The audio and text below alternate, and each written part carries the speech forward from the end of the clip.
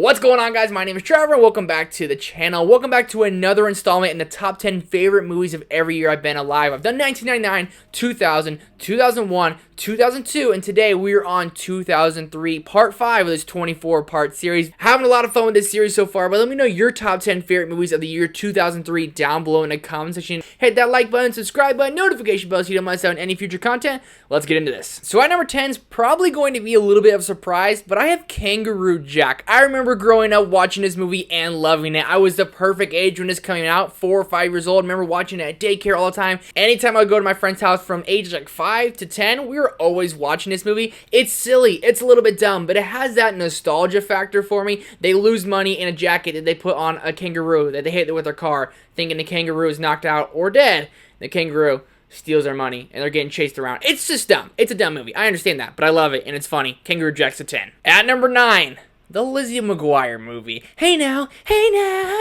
this is what dreams are made of. And this is where my love really came for romantic movies and romantic comedy movies and coming of age movies. I loved watching this movie, and I was always rooting for Gordo to get with Lizzie McGuire. I just wanted them to be happy and live happily ever after. I always resonated with that for whatever reason. Gordo was my guy. This is what dreams are made of. I love watching this movie, and I cannot wait to show this movie to my kids one day. At number 8, the other 2 movies in this trilogy made the list. I had to include this one. Spy Kids 3 Game Over. This was the ultimate awesome video game movie as a kid. They get to go into a video game. It's everything and more you wanted as a kid. When you're playing PlayStation 2, when you're playing GameCube, when you're playing the little backyardian games on the computer, you always wanted to be able to go into them. Well, Spy Kids 3 Game Over gave us just that. This entire trilogy was my childhood. I had to include it on this list because I had the era 2. Spy Kids 3 Game Over, I think I've seen probably more than the other 2 and probably more than 8 out of 10 movies on this list. At number 7, Cheaper by the Dozen. I have a lot of nostalgia picks on this list. I remember watching this all the time with my family, and it's one of those family movies that you could toss on any time and the entire family could laugh, they can enjoy it.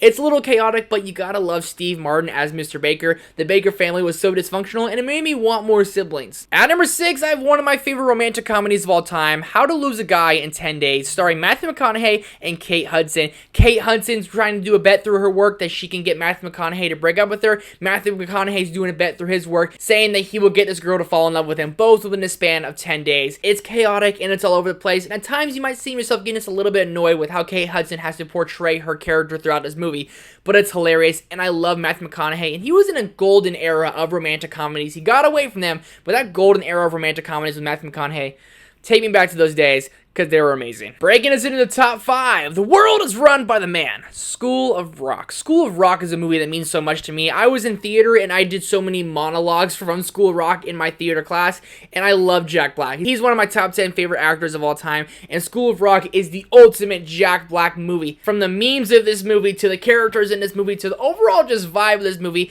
are sorry, I had to do it. The monologues in this movie, the overall story, all of it's a little silly, but it's absolutely hilarious. And Jack Black resonating with his kids, getting them all to find themselves, it honestly hits pretty hard. At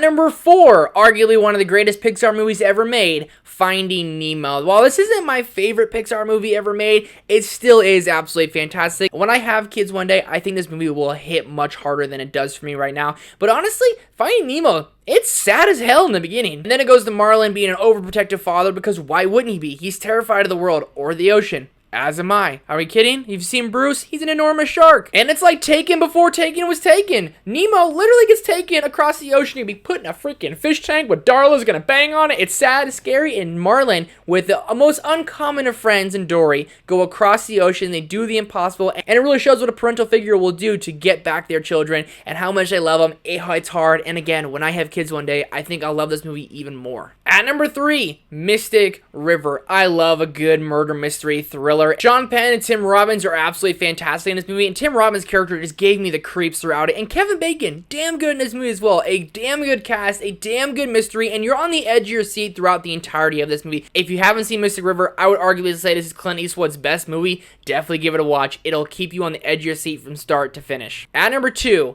Pirates of the Caribbean, The Curse of the Black Pearl. The first three Pirates movies are one of my favorite trilogies of all time, and The Curse of the Black Pearl is one of the greatest adventures ever, and that's all because of Johnny Depp as Jack Sparrow, a pirate who nobody respects, but honestly is a damn good pirate. He got nominated for the Oscar in this movie, rightfully so. The adventure in this movie is everything you want it to be. You have the Black Pearl. I remember loving watching this movie as a kid. I wish I got to see this one in theaters. I was only 4 years old when this one came out, but throughout my entire childhood, I always watched the Pirates movies, and I love Jack Sparrow. And the CGI in this movie is absolutely insane for being 2003. Literally, Jack Sparrow is going from being a skeleton to not a skeleton, fighting back and forth. And Will Turner is one of my all-time favorite heroes in film. He's just an awesome, cool side character who ends up becoming one of the main focal points throughout this entire trilogy. The first Pirates of the Caribbean, it's absolutely fantastic. But there is only room for one, number one, and the best movie of 2003, in my opinion, is The Lord of the Rings, Return of the King. Arguably the greatest movie of all times, tied with Titanic for most Oscar wins in 11, and this arguably is my favorite movie of all time. I've seen this movie 20 plus times, and I can recite pretty much the entirety of it. From the opening, when we get to see how Smeagol became Gollum, is haunting, and it's honestly a scene I try to fast forward through because it just gives me a creepy vibe. To the overall scope and scale of this movie, to the Return of the King and Aragorn, son of Arathorn, and you have Theoden King and the Rohirrim going to Minas Tirith. You have the army of the dead bowing down to Aragorn. Need I go on? I'll leave you with this, my friends.